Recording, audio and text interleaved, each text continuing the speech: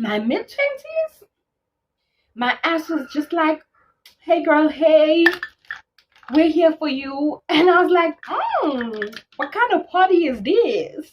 Hi guys, and welcome back to the channel. My name is Neji Ngobo, and if you're a subscriber, thank you so much for being a part of this YouTube family. But if you haven't already, please do take the time to click on the subscribe button. I really do appreciate the support. Today we are going to be discussing 10 things that I've learned in my 20s in no particular order. I'm in my early 30s now, and it is my birthday month, so I thought this would be a fun sit down video to do. Please do sit down, grab a drink. Mine is almost finished. Grab a drink and enjoy. Here we go. 10 things I learned in my 20s in no particular order. And it's one for each decade, I guess. I thought 20 would just make the video like very, very long. And I am titling this video 10 things I learned in my 20s. Let's start with the eyebrows, because I know most people label these videos 20 things I wish I knew in my 20s. I don't wish I knew these things, because life is for living and you learn from your experiences. So I don't wish I knew these in my 20s. I had quite fun learning these things. Maybe fun is a strong word, but hindsight is 2020. Excuse the pun. Hindsight is 2020. So I think that it's nice to have learned these things. It's nice to have had the experiences, and I'm wiser for it. So starting off at number 1, I'm just going to be looking at my notes, which are down here. So sorry about that. I was not going to remember all of this off by heart, but I did take the time to write it down. So number 1, you will fail at something. You might fail at school. You might fail probably at relationships, friendships. You might fail at work. You might make some major mistakes. And you learn from those mistakes. And that's what mistakes are there for. To learn, to grow, to teach others from. And you just accumulate knowledge in that way. Number 2, you will like someone that doesn't like you back. Now, I mean this in the romantic sense, but you might also like people that you want to be friends with and they don't necessarily want to be friends back. And that's okay, because you're not going to be everyone's cup of tea. Batini, awuyona imali. You're not money, so not everyone is going to like you. And I know it hurts sometimes when you're like, why does so-and-so treat me like that? Why does so-and-so ignore me or give me the cold shoulder? But you know what? The people that are meant for you will love you madly. And that's just a fact of life.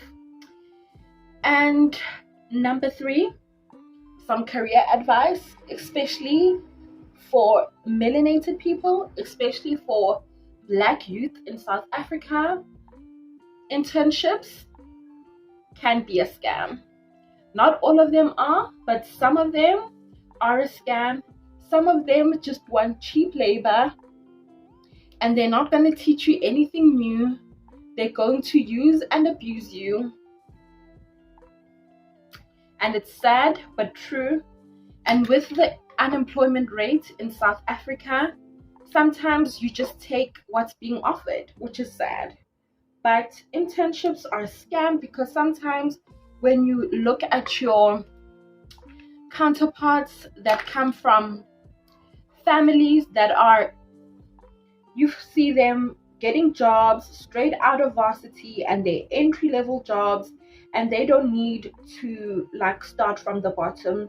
They're not being abused. They're not being told to do ridiculous things at work. And if you guys want me to talk about my career journey at length, if you want me to do a video about that, please comment down below. I would be more than happy to do so. I did study drama, so I do work in the arts field. It hasn't been like that for always, but yeah, I do have some things and some experiences to share. And then another thing, number 4, you may need to stick some things through before you decide whether they're for you or not. And this ties into the internship thing. I know that people are being scammed in their workplaces and so forth and so forth. But I do feel that sometimes in my youth, I could have stuck out some jobs longer than I did. Not to say that they weren't toxic, but I do feel that, let me put it this way. If a work situation was toxic and I felt that way in 3 months, I wish I would have stuck it out for another 3 months. And if I stuck it out for 6 months, I wish I had stuck it out for a year. And that's because when you think you've got no more left to give, you actually do. When you feel like you've reached your limits, you actually haven't. And that goes for like everything, whether it's like, I learned that saying through like exercise, motivational speakers. Like physically, when you feel like you can't do anymore, you could probably, like if you've done 50 sit-ups and you feel tired, you probably could do 20 more. So I say this to say, don't leave too early. Even when situations are hard, just push through it a bit. It might be worth it. Okay? And that goes for friendships and relationships as well. Like, I know some things might seem irritating, but push. I'm not saying stay forever, but like, be super sure before you actually quit on some things. And in some situations, you might feel like you stayed too long, but also your heart will tell you when you've had enough. Your heart will be like, babes, let's go. And number 5, we're still somewhat in the career realm. Number 5, I might sound like I'm contradicting myself a bit, but I'm telling you, this makes sense. Job hopping is a thing, and don't be ashamed to do it. So, further to my previous point is, stay a little longer, but know that you are going to leave. Stay a little longer to get the experience, to say that I tried my best, to know in your heart of hearts that you really did give it your all, but know when something is not for you. You can't be there an extra 3 months just to be like, I'm putting this experience on my CV, and 1 year at this place looks better than 6 months, for example. But also, I know that I'm leaving. I know for a fact that I'm leaving, you know? And same when it comes to relationships. Like, if you feel like this relationship has some toxic traits, as long as you're not being abused, if you feel like this relationship has some toxic traits, but I still love this person, so I think staying for an extra 3 months just to see if we can salvage anything, if your heart still says stay, then stay for the extra 3 months, because rather be sure of that exit. Whether it comes to work or relationships, just be sure of that exit. And I think when you're sure, it diminishes the chances of you ever accepting the toxicity that you've accepted again in the future. And at number 6, healing is not linear. I think that in my 20s, I experienced true grief. I experienced heartbreak. I experienced disappointment in myself, disappointment in others. And healing from those disappointments and from those tragedies is not a linear journey. And you have to carry that grace for yourself and carry that grace for other people as well. And I think to add on to this point, I can say that we're all going through something that other people are not aware of. and other people are going through things that you are unaware of. So give yourself grace, give people grace, because even for example, when you know that someone you love is going through a hard time, I think that you're not aware of where in the journey they are. You can never fully know, and sometimes that person doesn't know where they are in the journey, because we're all experiencing life for the first time. So if someone you know is going through a heartbreak, it's the first time they're going through that heartbreak. Like, they might have been through heartbreak before, but it's the first time they're going through the heartbreak linked to that specific person, if you know what I mean. We all experience grief differently. So I'm talking about just life-changing things here, like grief and heartbreak, and maybe job loss and things like that, and unemployment, which some of us did experience in our 20s. So what I'm saying is, the stage that you think that you're supposed to be at for healing from something may not reflect where others think you should be, and vice versa. And you can all experience the same thing, but deal with it in different ways, especially if you're a family. So just bear that in mind for yourself and for others. Point number 7. Point number 7, and I'm sure my mom would love to hear this point. Point number 7 is, your parents, the people that raised you, might start to make more sense towards your late 20s. I think in your late 20s, you start to see that life is lifing, and the things that you thought came so easily or should come so easily, you realize that sometimes they don't, and you need to give like your parents grace, you know. Like, for example, you might have felt like, oh my gosh, why did my parents get a divorce? But then in your 20s, you start to realize that, man, relationships are not that easy. And you're like, well, maybe these people did have a point breaking up, you know? And maybe you understand that making money isn't as easy because you're in your 20s and you're like, oh, this is why we couldn't afford the trips that I wanted as a child, because making money is not as easy as we'd all like to think. You know, when you're young, you're like, shouldn't we be rich, lekaya? Like, I remember, like, at home we have a big enough yard, and I was just like always thinking, like, why don't we have a swimming pool? Like, what's so hard about it?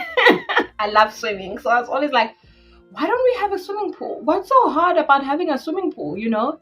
And you realize that no, your parents were actually doing their best, you know? And you start to understand their relationships more, you start to understand their finances more, you start to understand those little nuances, and you become a bit more forgiving, you know? And the next one is, I think this is number 7. You will get into debt. You will most likely get into debt. I remember when I started working and I was like, no way.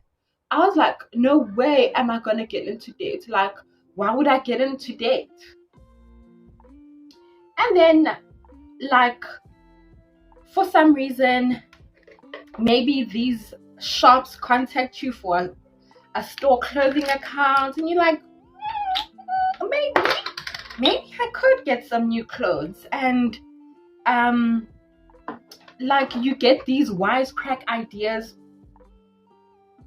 and you might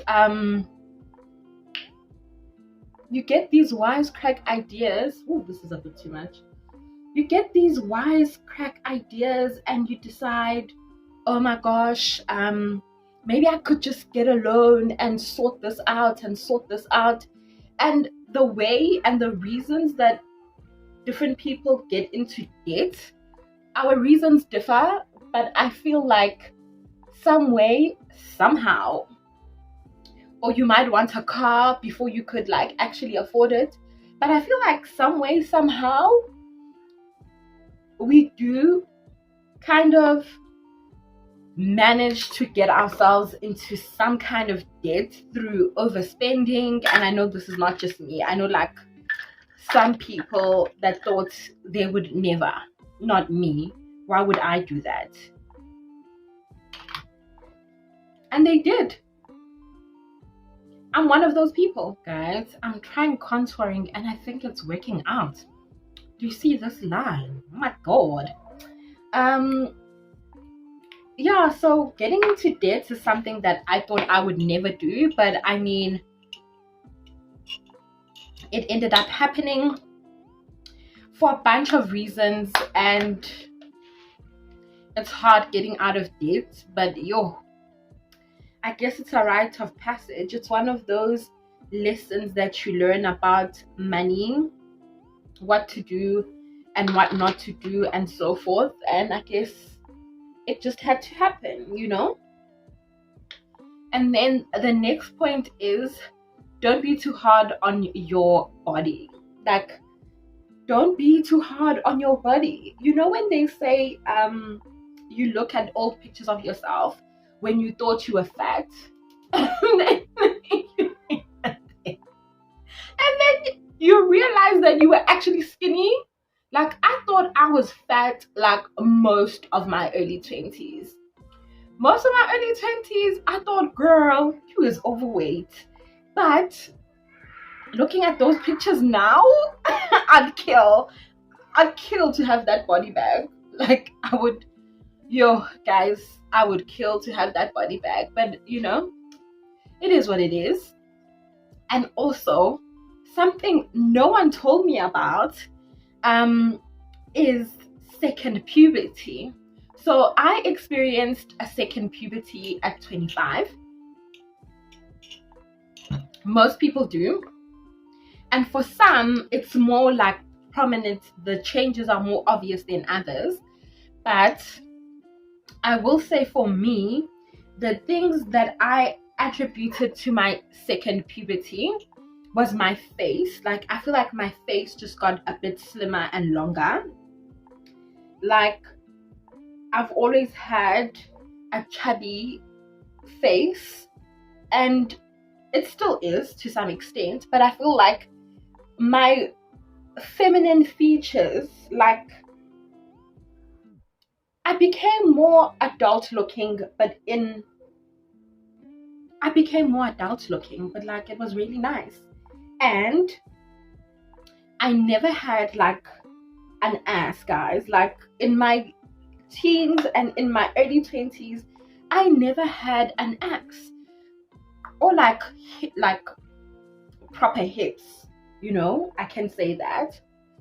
But like my mid-20s, my ass was just like, hey girl, hey, we're here for you. And I was like, what kind of party is this? You know, like, I really enjoy the fact that, thank God, I did develop somewhat of a better ass and a bit of wider hips in my mid-20s. Like, I really love that for my body. I really do, you know?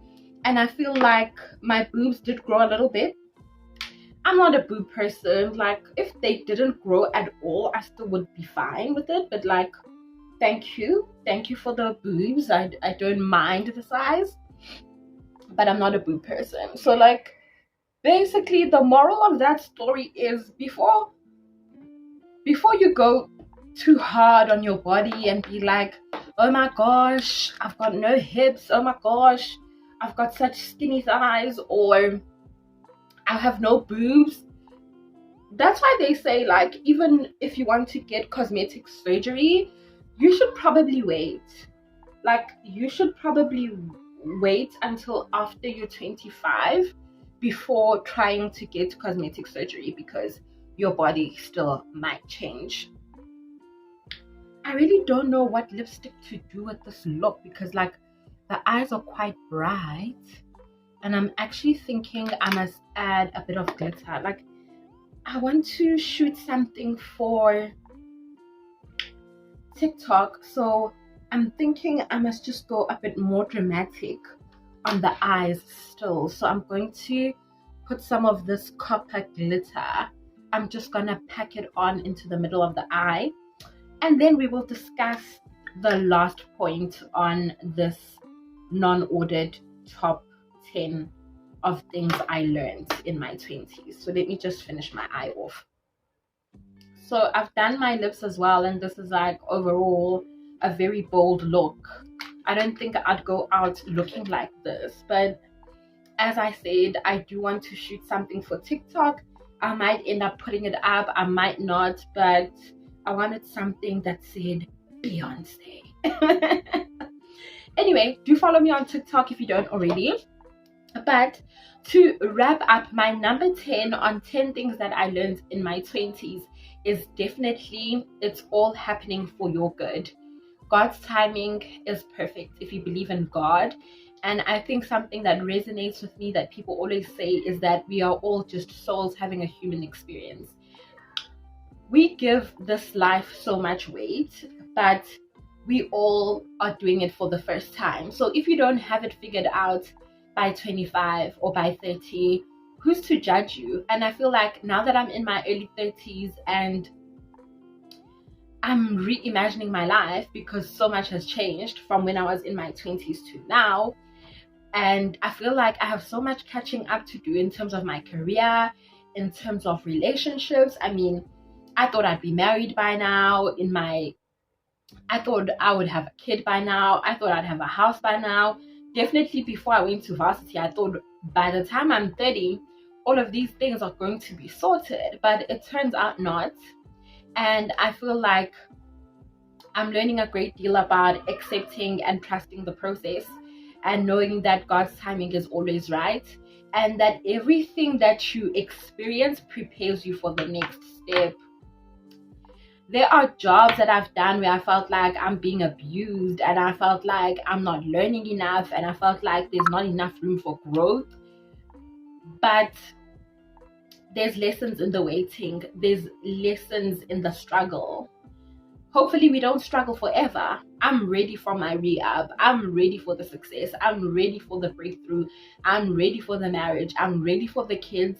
But I do feel like all in God's perfect timing. When he says, I'm not religious by the way, but like, I do believe in God and in his timing. And I know that everything I've learned is for a reason. So that's a wrap. Thank you so much for being here. Thank you so much for being here while I do my makeup. I actually think I love this look. It's bolder than anything that I would usually do, but I really think I love the look, and I do think that it's nice to take some time to ponder your thoughts and think about the journey, and actually think about your losses and your wins, and think about the person that you are and the person you want to be for yourself and for others. So this has been really good. Comment below, are you in your 20s? Can you resonate if you are in your late 20s or early 30s to any of the lessons that I've shared with you that I've learned? And thank you so much for tuning in. If you haven't already, do click on the subscribe button, and don't forget to comment down below, like and share with those that you think will enjoy this kind of content. Love you loads, and I will see you on the next video.